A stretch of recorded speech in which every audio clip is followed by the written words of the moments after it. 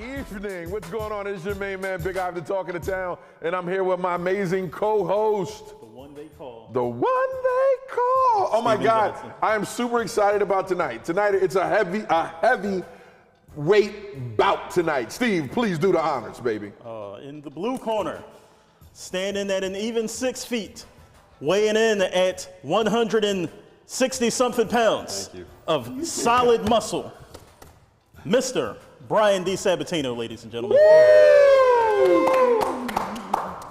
And on this side, in the red corner, fighter to my right, Delaware's #1 trash, scratch that, America's #1 trash talker. For how many years running? 2 years. For 2 years running. Standing at an even 5'11", and weighing in at 148 pounds. Wet. Right on top. Soaking wet with work boots on and a brick in his pocket. Talking trash. Mr. Chris Boozer. Woo! There you have it. There you have it. Welcome tonight. Tonight is just an amazing show. If you want to stay connected to our community, make sure you text the word biz to 810-796-1624. All these months we've been doing this. I think you know by now. Oh my God, I get so many numbers in my head. There's so many numbers in it. So I want to give a special shout out to the Roundtable. Tonight's episode is dedicated to all the small business and business owners here in the world. This is a conversation. The conversation is ready to be had. Are you ready, Steve? Yes, sir. All right. Chris Boozer, thank you so much for coming. We had an episode earlier with Brian DiSabatino. Make sure that is, we'll put that in the link, but it will air tomorrow. You don't want to miss it. Tonight episode, we're live with Chris Boozer, the trash talker, the trash porters. America's #1 trash talker. In the building. How are you, brother? I'm good. Thank you for having me. Thanks, Steve. Thanks, Brian. It's an honor. It's been great, man. I'm ready to talk some trash. Okay, all right. And Brian, if you don't know, if you've been living under a rock, Brian DiSabatino, we just kidnapped him. He stole the show last episode, right? We decided, we're like, okay, you're going to have to stay tonight.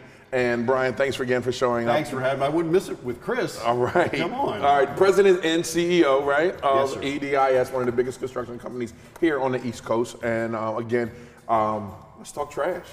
Let's do it. Let's talk trash. Take a second, tell them what your business is, what your business does, Chris. Thank you for that. Again, I'm Chris Boozer, owner and founder of the Trash Porters, your local waste management company right here in Wilmington, Delaware. You can reach us at 302-709-1550. When you're ready to talk trash, we handle your junk removal, your residential collection, your commercial collection, your event waste management, your litter control, your park cleanup. When you need to talk trash, just call the Trash Porters or visit the website at thetrashporters.com. I love it. I love it. I love Sound it. like he's done that Well, he did that Oh my gosh. Thank you. He's on fire. All right, Trash Porters, when did you start, man? How did you come up with the idea? I started this in 2023, to be exact, June 6th. And living in an apartment in Newark, Delaware, 3rd floor, taking out the trash every morning, going down the elevator, taking it through the parking lot, throwing it in the dumpster. It became a problem for me. And my neighbors, my senior citizens, they was taking trash out, so I would take it out for them, just volunteer and do the right thing. And I said, somebody got to do something about it, and I took it upon myself to fix the problem, and correct the problem, and offer my help. So I got to looking and finding different cohorts and workshops to help me build a business plan, because I didn't know what a business plan was. I had a plan and I had a business. I thought I could start just like that. You know, so what more do you need? Yeah, they told me I had it all wrong, so I had to go get in all the classes. I joined Launcher Delaware. I joined Wilmington Alliance. I joined the Delaware Black Chambers. I became a member of the Delaware Chambers. I just signed up for everything free and not too expensive, and that's how that was my start. That was, the first thing I had to do. I love it. I love it. Brian, I know you're a lover of business. I am. Just a lover of business. Now, you had some time offline to talk to Chris.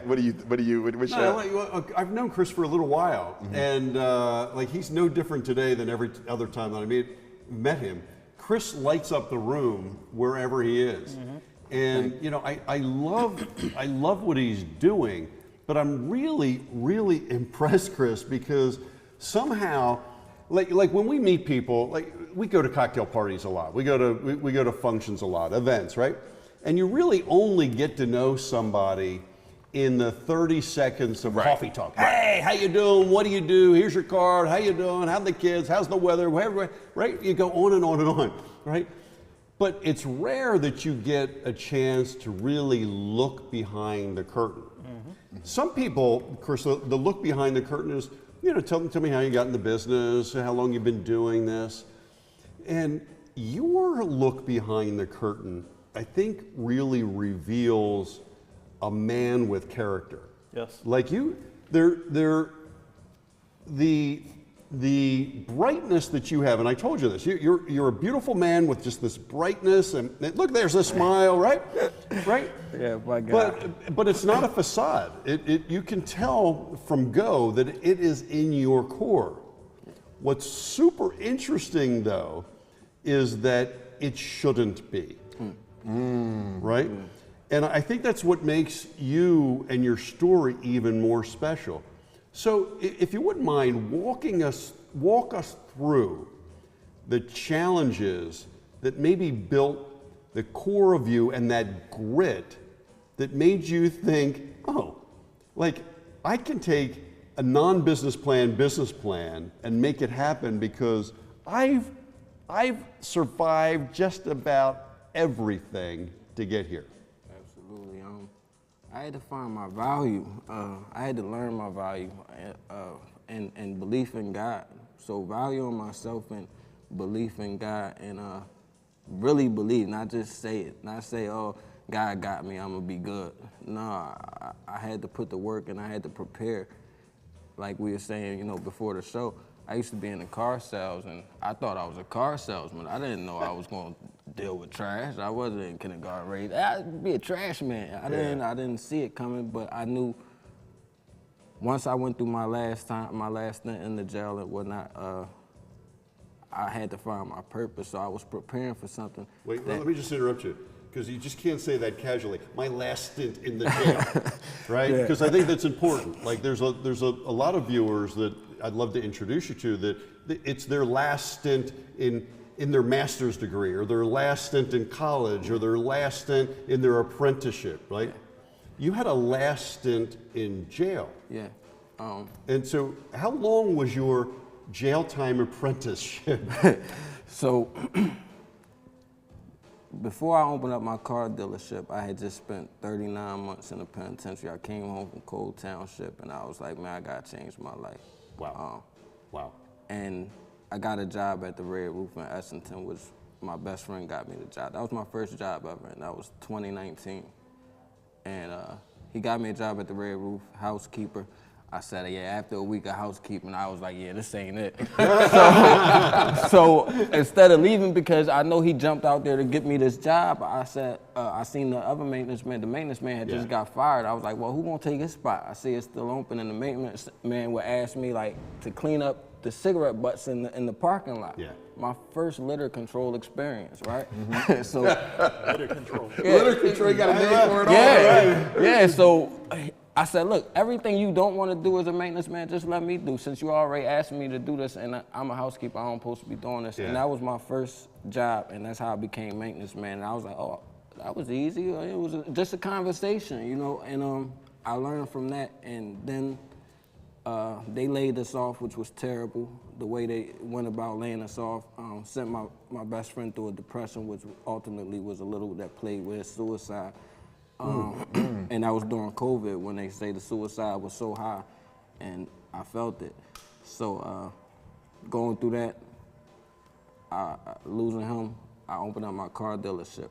I called myself cleaning up, not doing any crime, anything, but I still was running around with a pistol, and I got pulled over, and they sent me back to jail. Oh no, you went back. Yeah, I went back. I went back, and I said I wasn't going back. So instead of, that was the first time in my whole life that I said I'm not staying here. And that go with the whole manifestation, how powerful your words is, because I was living so long just saying, you know what, I might go to jail today, because of the life that I'm living, I'm liable to go to jail any day. So just projecting that into the world, that's what I got back. So when I reversed that and said, I'm not staying here. I know I don't belong here. God just give me my opportunity to prove that I'm worth more than being somebody inmate, man. Like, that's really what it came down to. Like, I had to go through that self-evaluation, self-assessment of just saying, like, this is all that life is, like me being an inmate. And I know a lot of people done felt that, like, you know, I just was talking to a friend, she going through what she going through. And I'm telling her, like, you still got a chance, though. Yeah. Like, you're still good. You're still talking to me, you're good. You know what I'm saying? Like, you're good. Like, you know, like you could be behind the wall and never come home. You could have life. I know lifers that say, yo, I can't wait to go get that new Hummer. Bro, it's over. But if he can have faith, why we can't have faith? Why we can't believe in the business that we building? If this man been told and gabbled that he ain't never come home, he still got faith. I know I can still have faith. I still got breath in my body. I'm gonna go chase my dream. Wow. And that's how the Trash Porters was formed. Wow, that's powerful stuff. I mean, that faith that you have, and was there a role model, anybody that you saw that had it, that you said, man, I want to be like them? So I know we spoke early on about you know, younger role models, but I do have one role model as a grown man, I could say really changed my life, and that's my man Taj. He owned a couple businesses in Philly, Tire Town, tow truck shops. And I was doing all this wrong, and Taj would always be like, bro, you know, all this stuff you done sold me, you could have built 3-4 houses. Wow. You know, and I'm like, just give me the money, I'm trying to go club tonight. You know, like things like that. So he would just keep putting it into me, and I don't know if he even knew what he was doing to me at the time, but he was opening my eyes, and I was like, man, he ain't doing none of the nonsense, and I'm over here trying to get money from him. You know, so he opened my eyes and he gave me some game, and I met another dude. He basically told me I needed a mentor, but the whole time he was my mentor, and he gave me a lot of game that got me into the card game. So I still talk to him he my mentor. He my first mentor, you know. What advice would you give people that, Brian and I, we all were talking the last thing about second chances, right? And second chances mean a lot to you.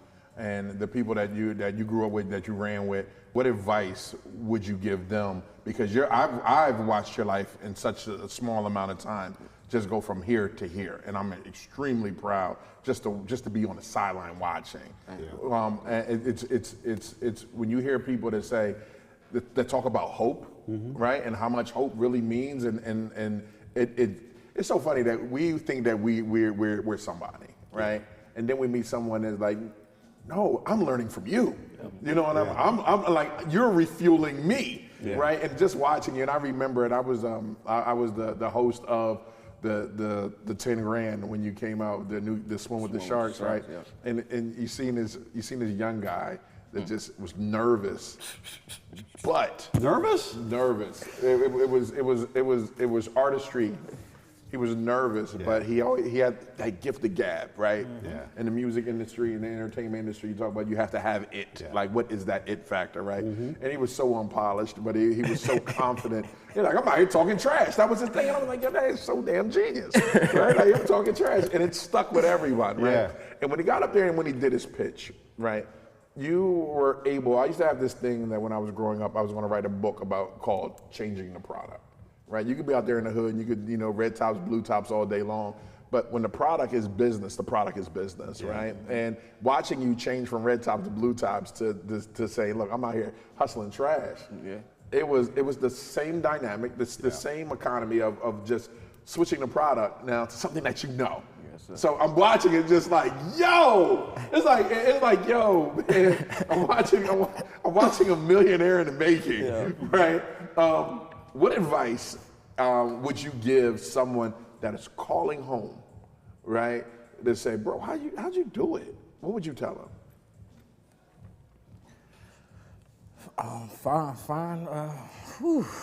What would I tell them, man? Just lock in, and the lock in part, because we can talk about something that we're gonna do forever, but it's really locking in and not everybody want instant oatmeal.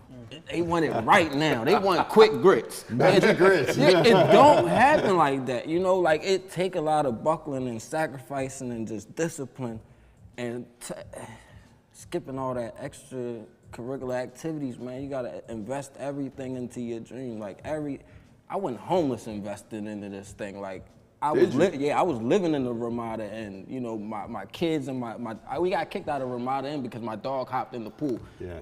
I had to jump in. It's transfer.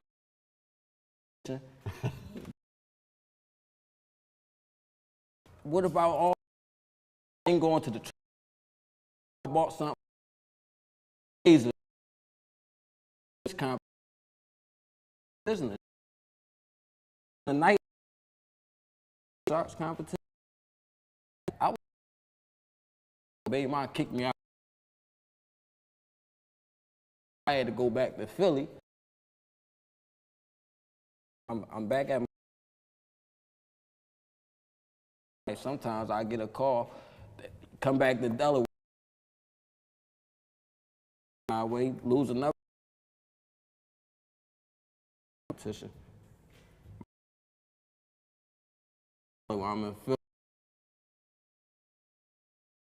Got like $2. Walked in there to win. Me and from long. Man, I had everybody. Whoever was gonna listen to me talk trash and try to build this thing, we worked on it, and that was the only option, man, to leave out of there first place. So, you know, I came in there with pigtails for a reason. I need everyone's attention. Come on. I saw that. You know, it's little things like that that we got to do to stand out. You know, Nudie. Before I even was in Delaware, I heard about the white coats, how brilliant that was. You know, it's things that make you stand out, and I need you to see the brand. So everywhere I go, you know, it's the transporters. Look at how many opportunities to make an excuse this man had. Not just the night of that competition, but throughout his life. He's had opportunity after opportunity to make an excuse. He's had opportunity after opportunity to make an excuse, to make up a reason why he couldn't get it done. Oh, it wasn't my fault. It's beyond my circumstances. It's beyond my control. But he hasn't done that. And I want everybody to take a look at this man, look at this champion right here. This is the type of person who we should aspire to be. The type of person who we should aspire to, he's the type of person who we should follow, all right? Brian already pointed out his character, and he just talked about his resilience, all right? And that's one of the things that really, really, really will take you over the line as an entrepreneur is resilience, because every day is not going to be a sunny day. Question for the table. Yep. How important is resilience in business? If you're not ready to be resilient, you're not ready to be an entrepreneur. Are you ready to be hungry? Are you ready to be told no? Because think about when you make a cold call, or when you make a cold call, this person's not interested. The next person don't answer the phone. The next person might already have the service. The next person has something else going on. You have to go through all these no's before you get to one yes. Are you ready for this? Are you ready to be, because entrepreneurship sometimes is lonely. Your family is not going to understand, ladies and gentlemen. Your family's not going to understand. Your friends are not going to understand why you can't hang out on Sunday, why you can't come over and watch the game. All right? Are you ready to be not alone, but are you ready to be by yourself? Oh, shit. Are you ready to be by yourself? You're ready to be by yourself. All right? Yeah. I'm just saying, resilience in entrepreneurship is everything. You got to have it. You need it, and it's worth it. Oh my it's God. so worth it. Because everybody at this table is an entrepreneur. Would you say that it's worth it? Absolutely. Yes. Yeah, I'm going to take the contrary opinion. It's just because we got to mix up this show a little bit, right? I think resilience is overrated. Okay. All right. Because I was afraid he was going to do this. He's going to do that. He's going to do it, man. Hey, listen, that's B-side, right? Because there are so many businesses out there with leaders of it that are not resilient. And you know what? They survive. The sad part about it is that they survive. right? Because they create mediocre businesses that limp along, and they don't offer that person the dignity of success. And somehow, by hook or by crook, they just plod along, and ultimately they die. But man, it's cruel. Their death is very, very, very long and sustained and cruel. And while it's dragging them along the bottom, it's dragging their friends, their families, their customers in that sea of mediocrity. Resilience creates champions. Mm-hmm. Like we talked earlier in the earlier session about why government can't run businesses and why bureaucrats don't make great entrepreneurs. Right. And it's because they didn't experience what you did at the Shark Tank, right? The idea that you could not afford to walk out of the room without winning made you a steely-eyed champion, right? Imagine if we said to all the legislators, you will lose your car, your house, and the dignity of your family if you leave Legislative Hall without solving education. Brian, don't start nothing, Brian. That's right. Education is a whole nother episode. Let me back up here before Brian gets us in trouble. Yeah. So let me just ask you, where's the line? How does an entrepreneur know when to kind of throw in the towel? This is not working. Where's the line? There are definitely towels to be thrown. Like everybody fails, and some failures are fatal, and some failures are learning experiences. And you don't know until you know. Like there certainly are metrics, right? If you're running a finance, like if you're running your books, right? You can't afford to take your family under with you, right? So there are benchmarks that you've got to be prepared in advance, by the way, in advance to say, this is where I throw in the towel. But there are some experiences that you go through where you just have, as Chris did, you bow your head, you get on your knees, you pray to God, and you ask, is there one more day to fight? And if there is, you fight.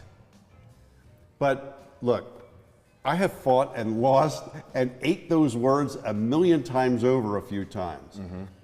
But the champions, the people that invent trash businesses, the people that invent and reinvent communications businesses, right, are the people that are willing to take it, get back in there, take it again, get back in, take it again, get back in, because they believe that there is a higher purpose to their calling altogether. I don't believe for a minute that Chris's dream is trash. I believe that is a means to a much higher purpose for Chris. Yeah. It's personal freedom, it's dignity, right? It's all of those things. Business is a purpose. You know, we talked about it. Like it has given you a purpose, and we talk like therapy is my therapy. Therapy, right? It's also somebody else's purpose in therapy.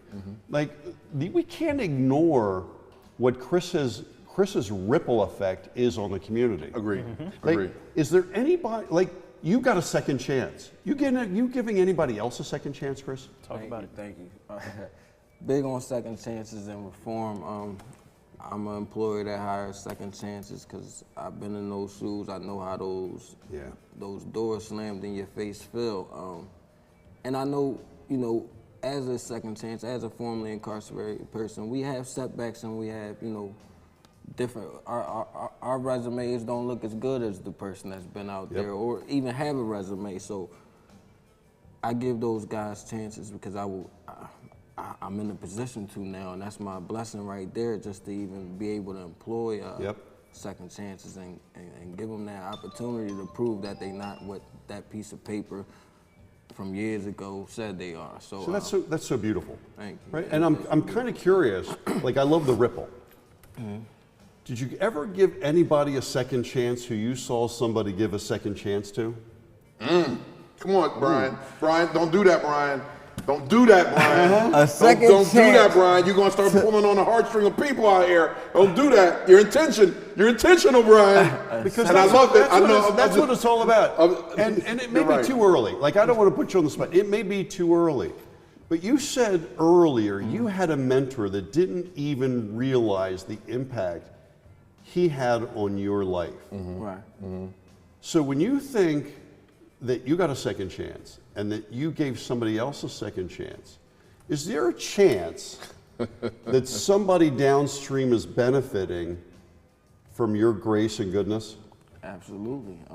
My guys is taking care of their children, and they yes. I mean, yeah. All right, let that out. Yeah. Very safe space, brother. Yeah, I mean, you know, my guys, they take care of their family. They taking care of they can pay their bills now, you know, and they training other guys. My supervisor, my lead guy, he trains other guys now. He's in a different position, so it's like, you know, the blessing keep going on, and the energy that we share, you know, because it's not just I'm the employer, you know. We build relationships, and it's a different atmosphere because of the situation, and we all growing, and we know how it feels. So I don't know if I answered your question. No, I mean, it's a beautiful answer. You know, so the business, it gives purpose, right? Creates a ripple effect, and it solves problems. Yeah. Right? Nobody forced you to do this. No. Right? Something in your core drove you to it, and you discovered your own purpose, you shared that with other people, the ripple effect, and you solved the problem for people that, I don't know, they were probably, my guess is you were really responsible in your apartment. But the gal in 3B, is there a chance that she only walked halfway? Right. It's problems it's problems. I know for sure she ain't cleaned that carpet. That she ain't after she tracked all that trash. This is a family show. This is a family show. After all that trash juice, after she carried that trash bag down the hall, she ain't cleaned up that trash juice. Oh man! But she did cause the property manager that had to call in the carpet shampoo guy, which is now an expense on the property owner. So you solved that problem. Exactly. So just by properly handling the trash, we're saving the property owner's money by taking it out the trash can, which is daily doorstep garbage collection right by the door. Take it out the trash can, put it in a leak-proof cart, and transport it the right way. Versus you take the trash out your kitchen and take it down the hallway, it's juice leaking out, now the carpet gotta be shampooed. You get to the elevator, now you gotta call the maintenance or the cleaner to come mop the elevator because it's complaints from other residents. And then you go to the parking lot and it's trash just busting because she dragging it or her son dragging it through the parking lot. Now the maintenance man gotta go get the litter and clean that up instead of fixing toilets and patching walls and getting the apartment ready to rent to the new lease. He got the whole system. Going to the dumpster, it's overflowing. Hold on. We got the whole system. Let me ask you this. I'm a trash photographer also. I'm a trash man. I talk trash. Let's go. Brian, you said a word earlier that really means a lot to me. What's that? Grit. Yeah. Right. When I ran across that video on YouTube, I studied it and I studied it and I studied it. Right. Your level of grit. I want to ask you this, man. You from Philly. West Philly. I'm sorry, West Philly, right? I'm sorry. Whatever you do, brother, don't mess the game up. You're from West Philly, yes, right? Sir. Born and raised. Born and raised. In the hood, that you get these characteristics, right? You're looking over your shoulder, making sure your head's on the swivel, right? What part of the hood did you take with you into this business that makes you undeniably the best version of you and the businessman, the monster that you became today? Man, the hustle is this, man. Everything, I live, man. Every day is I feel like the jail and the streets raised me. You know, the household, of course, she taught my mama and them taught me the manners, but the hustle and the not having and having to provide and make your own way, and coming from West Philly, man, it was super crowded. You could, everything you do, 100 other people are doing on the same block, so you always had to find the niche. You always had to find that USP. You know, so you always, you know, if it was the bigger bag or the better product, you had to find that niche. You had to find that selling point that really stood out, or else you had to go elsewhere. You know, and that's how I ended up in Delaware County. It was crowded. It was crowded. Take this thing up the hall. Right across Cobb's Creek. We going to DC, B. Yeah. We taking this to DC. Whole South, find a small town, lock it down, man. There you go. And right. that's really, you know, that grind, and really having to turn nothing into something and take pennies and really just not spend.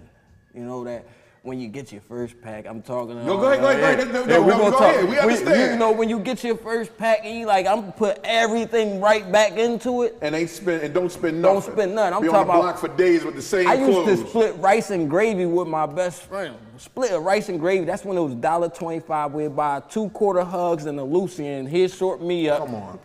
I'm like 14 walking up and down 52nd Street from Market to Baltimore, because I'm from the south side of West Philly. I don't really do the north side. So we walk that far and back, just back and forth. I know what you're talking about. We're going to get this sold. And it would go back to the re-up, back to the re-up. So now with the trash porters, everything that come in, go back to marketing, vehicle fleet, of course, payroll. Changing the product. But yeah, everything go back into marketing, because whatever profit I get goes back into marketing. It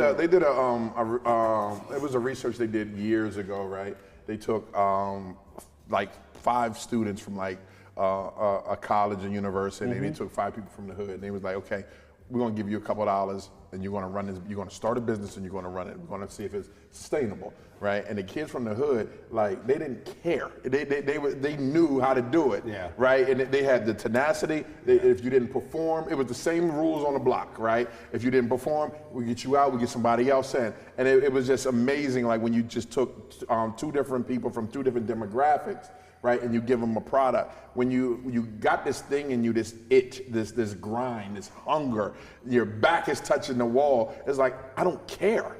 I don't care if I sleep. I don't care if I eat. You know, just give me the substance to keep me moving. You will not outwork me. You will not outshine me. I will be the best, because this is all I got. Yeah. This is all I got. And what's so remarkable about that, so imagine this. Imagine if you had that hunger and like 10 of your employees. Yeah. Like, I'm not hungry until I get this product sold. Yeah. I'm not celebrating. Yeah. That's the hunger. That right there. So me and my guy, man, me and Squirt, we used to do what we do, and we wouldn't eat until the job was done. Right. Like, and I still go by that. I don't eat during the day. They like, you haven't ate yet? No, I drunk coffee. I'm ready for work. More work and coffee, you know. But after we did our work and made some money for the day, then I go worry about food. But right now, the only food I'm worried about is this trash, because that's what's feeding my family. So I'm gonna get it done. I fast during the work hours. So we were talking earlier, I don't know if you heard us, we were talking about Wilmington's warden, right? There could be a master's class, right, on what I learned during incarceration. Yeah. Right? Yeah, without a doubt. And it, you know, your ability to articulate the finer points of what people spend hundreds of thousands of dollars to do at the Chicago School of Business, right? All the fundamentals are absolutely the same. You just paid a higher price than other people to get the exact same education. And I'm so impressed with your understanding. It's like it's in your DNA. You are wired for survival. Absolutely. And you have transformed that wiring into something for good. And that fascinates me. It's a beautiful feeling. Like, it didn't occur to me until just now, right? As we're sitting here. Like, I've seen Chris in a couple places, and if you've ever seen him, like, he knocks like 12 chairs out of the way to go find somebody. When he sees somebody he wants to meet, it's like Moses in the Red Sea. Chairs, coffee, everything goes flying. I'm there. I'm Chris. Let's talk trash, right? Yes. Nothing intimidates him or bothers him. And like, if you could see the people's faces where he's headed, they get out of the way like Pharaoh, right? They part ways. Because Chris doesn't look like everybody. Right. And so it can be intimidating. Right? And it's clear to me now that Chris built that steely-eyed focus to be able to get where the hell he wants.